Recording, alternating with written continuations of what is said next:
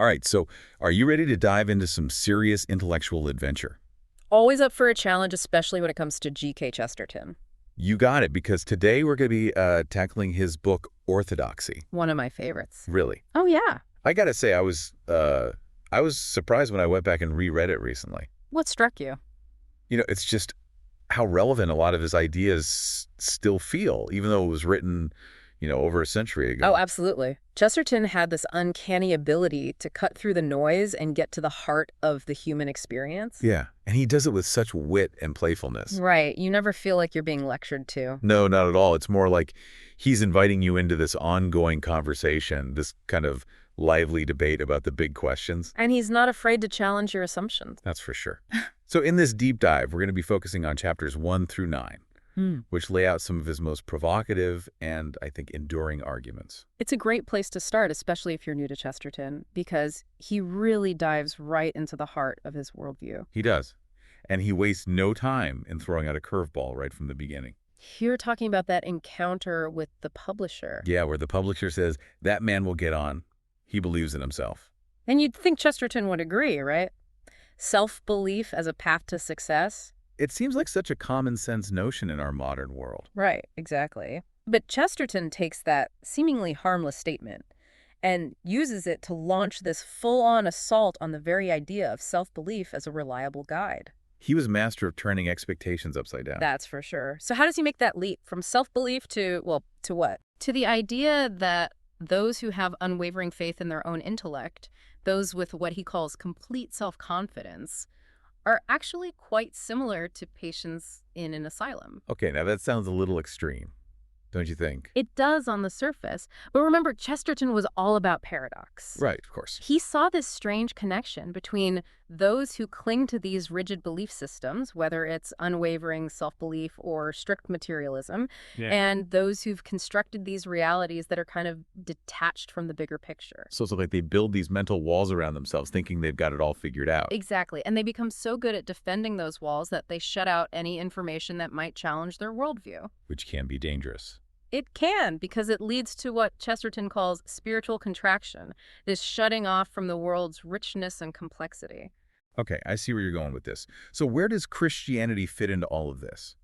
Because at first glance, it might seem like Christianity itself is, a pretty narrow, rigid belief system. That's the beauty of Chesterton. He anticipates that objection and then completely flips the script. How so? He argues that Christianity, with all its seemingly contradictory doctrines, actually offers a far more expansive and liberating view of the world than these closed systems of thinking. So it's not about clinging to dogma, but about embracing paradox. Exactly. And not just embracing paradox, but seeing it as a reflection of the true complexity of the human experience. Okay, so let's talk about this paradox idea a little more, because it comes up a lot in these early chapters. It does. And it can be a bit of a head scratcher. Yeah. On the one hand, Christianity gets accused of being too pessimistic, too focused on sin and suffering. Right, the whole doom and gloom stereotype. Exactly. But then on the other hand, it's criticized for offering this naive pie-in-the-sky promise of heaven. It's like it can't win. And this is where Chesterton's genius shines through. Tell me more. Because instead of shying away from these seemingly contradictory criticisms, he leans right in. He argues that Christianity's embrace of paradox, the fact that it holds together things like joy and sorrow, humility and grandeur, meekness and ferocity, that this isn't a sign of inconsistency, but rather a reflection of a deeper understanding of what it means to be human. It's like he's saying any worldview that tries to offer easy answers or paint the world in black and white is ultimately missing something fundamental about the human condition. Exactly. And this leads to another one of Chesterton's provocative claims, the idea that Christianity deliberately championed the unattractive option. Okay, now you've got to explain that one. Why would any belief system intentionally make itself seem less appealing? Right. It seems counterintuitive. It does. But as Chesterton argues, it's precisely those tough doctrines like original sin, the need for sacrifice, the reality of suffering, that ultimately lead to more compassionate and liberating outcomes. So it's about embracing the hard truths, the messy realities of life, as a pathway to something deeper and more meaningful. Exactly. And that's what sets Christianity apart from those philosophies that promise happiness through self-gratification or worldly success. It's not about seeking comfort, but about embracing truth. And that embrace of paradox, that willingness to confront the difficult and the uncomfortable, it ultimately points to something beyond itself. I'm intrigued. Tell me more. Well, as Chesterton sees it, the very fact that Christianity embraces these challenging, often counterintuitive ideas suggests that it's not just a human invention, but rather a reflection of a reality that's too complex for us to fully grasp on our own. It's like a glimpse into a truth that we can't quite articulate, but that we recognize as somehow true. Exactly. And that's where things start to get really interesting, because it raises the question, what if there's more to this whole Christianity thing than we initially thought? And what if that more is actually the key to unlocking a deeper understanding of ourselves and the world around us? Now, those are questions worth exploring. Absolutely. And that's exactly what we're going to be doing in this deep dive into G.K. Chesterton's Orthodoxy. I can't wait to see where this goes. Me neither. So buckle up, folks, because we're just getting started. Picking up where we left off, let's talk about how this all connects to the idea of orthodoxy as a force for revolution. Yeah, because it seems like there's this tension there. Right. There is this perception that orthodoxy is about clinging to the past, being resistant to change. Right, like it's the opposite of progress. Exactly. But Chesterton flips that on its head. How so? He argues that true revolution isn't about tearing everything down and starting from scratch. Okay, so it's not just about mindless rebellion. No, it's about having a vision for a better world and then fighting to make that vision a reality. And that's where orthodoxy comes in. Precisely. It provides the moral compass, the unwavering principles that give us the courage to stand up and say, this isn't right. We can do better. It's like having a blueprint, but instead of just dreaming about it, orthodoxy gives you the tools to actually start building. Exactly. And this brings us to another crucial aspect of Chesterton's argument, the role of doubt. Okay, now that's an interesting one, because you wouldn't think someone who champions orthodoxy would be a big fan of doubt. You'd think it would be the opposite, right? Exactly. But Chesterton sees doubt as an essential part of the journey toward truth. Okay, so how does that work? Because we often equate doubt with being open-minded with intellectual rigor. We do. But Chesterton argues that there's a danger in getting stuck in a perpetual state of doubt. Like it becomes an end in itself. Exactly. It's like a hamster on a wheel, running and running, but never actually getting anywhere. So it's not about silencing doubt, but about channeling it in a way that leads to genuine understanding and ultimately to action. Precisely. And this is where Chesterton challenges another common assumption, the idea that those who doubt are somehow more objective than those who believe. Okay, I've heard that one before. Yeah. The idea that skeptics are more rational, more grounded in reality. Right. But Chesterton argues that everyone approaches the world with a set of pre-existing biases, whether they're aware of them or not. So it's not about whether you have biases, but about how you deal with them. Exactly. The difference is that the person of faith acknowledges their biases and seeks to ground their beliefs in something larger than themselves, while the skeptic often mistakes their own subjective viewpoint for objective truth. That's a really good point, because we all have blind spots. We all have things that we're just not willing to question. Absolutely. And that's why humility is so important, both for the believer and the skeptic. Okay, so I'm seeing how all of this connects to Chesterton's defense of Christianity. This idea that it's not about blind faith, but about approaching the big questions with intellectual honesty and a willingness to wrestle with doubt. Exactly. And that leads us to one of the most compelling and potentially challenging parts of Chesterton's argument, his insistence that the facts actually do support Christianity. Okay, now that's where a lot of people might push back. Because in our modern secular world, the idea that there's evidence for Christianity can seem a bit out there. It can. And Chesterton doesn't shy away from that challenge. In fact, he dedicates a significant portion of orthodoxy to addressing common criticisms leveled against Christianity. So he's not just preaching to the choir. He's actively engaging with those who disagree with him. Exactly. And he does it in such a brilliant way, not by ignoring history or evidence, but by leaning into it. So give us some examples. What are some of the specific criticisms he tackles? Well, he tackles the supposed weakness of Jesus, the association of Christianity with the Dark Ages, the perceived impracticality of devout Christians. It's like he's anticipating every objection a skeptic might raise. Okay, so let's start with the idea of Jesus being weak. How does he address that one? Well, he argues that this perception comes from a misunderstanding of both Jesus's character and the true nature of strength. Okay, so what does he mean by that? Well, he points out that the Gospels depict Jesus as anything but weak.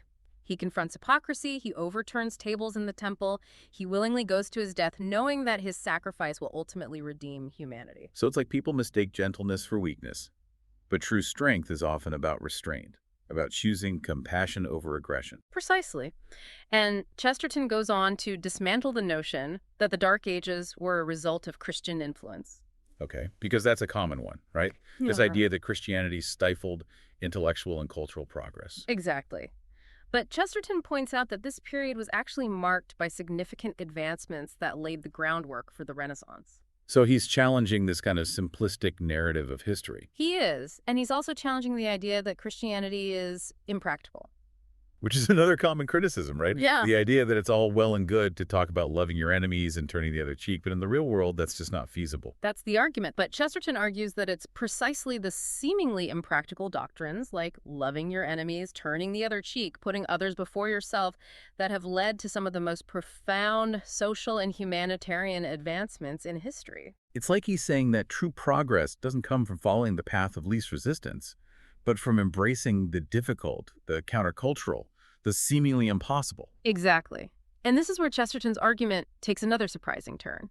He argues that the very things that critics point to as evidence against Christianity, its paradoxes, its seemingly outdated doctrines, actually turn out to be the source of its enduring strength and revolutionary potential. So it's like he's saying, you think you're disproving Christianity by pointing out its flaws, but you're actually proving its validity. It's a pretty bold claim. It is. And it leads us to one of Chesterton's most compelling analogies, the idea that we're living in a world that's literally upside down, and that Christianity, far from being an outdated relic of a bygone era, is the only thing that can right our perspective. Okay, now you've got my attention. Tell me more about this upside down world. Upside down, huh? Okay, so walk me through this.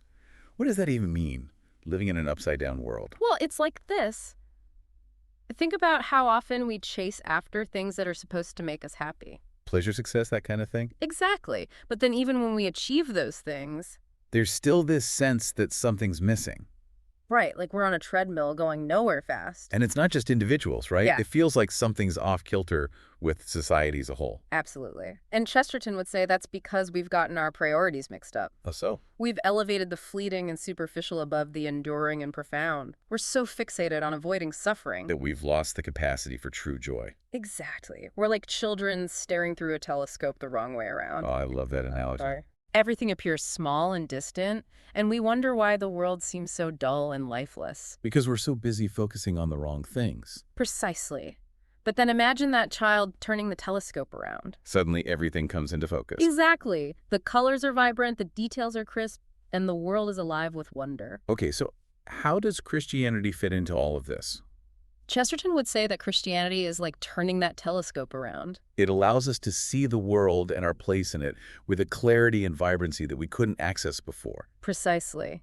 And it's not that Christianity offers this rose-tinted view of the world. Right, it doesn't shy away from suffering or difficulty. Not at all. In fact, Chesterton argues that Christianity provides a framework for navigating those very things, the complexities of life, with courage, compassion, and a sense of purpose. So it's not about escaping from the hard stuff, but about confronting it head on. Exactly, because it's through confronting the difficult things, the painful things, that we really grow and discover what we're made of. It's like what doesn't kill you makes you stronger. In a sense, and I think that's what makes Chesterton's defense of Christianity so compelling. It's not about checking off boxes or blindly accepting dogma.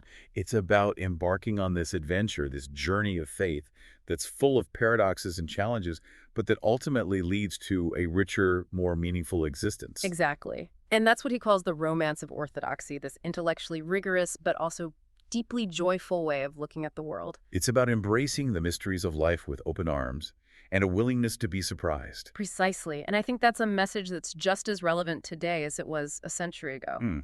Absolutely. So as we wrap up this deep dive into Chesterton's orthodoxy, what's the one thing you hope our listeners will take away from this conversation? That's a great question. I think if there's one thing I'd want listeners to ponder, it's this.